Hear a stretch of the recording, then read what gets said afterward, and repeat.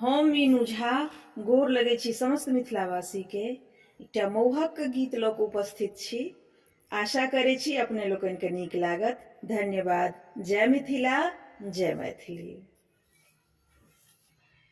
खीर खाउ ने लजाउ हे यौ चारू भैया, खीर खाउ ने लजाउ हे यौ चारू भैया। चारू भैया अहाँ चारू भैया, खीर खाउ ने लजाउ हे यौ चारू भैया।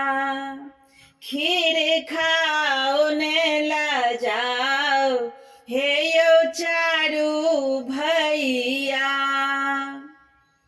अहि खीरबा में बड़े बड़े गुण माँ, अहि खीरबा में बड़े बड़े गुण माँ। जनती अहाँ केर तीनों मैया हे यौ, जनती अहाँ केर तीनों मैया।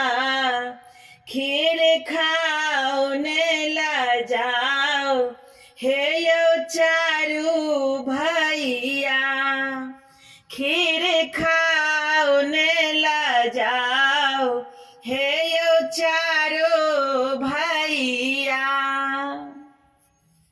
अहि खीरबा के अनादर जोनि करियो, अहि खीरबा के बाबू अनादर जोनि करियो।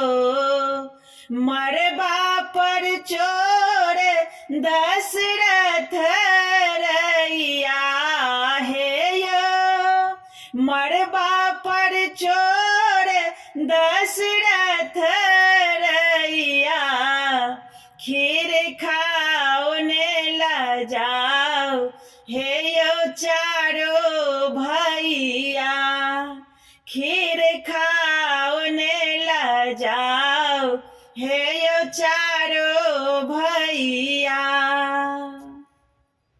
अपना महल सो बाहर भेली कौशल्या, अपना महल सो बाहर भेली कौशल्या।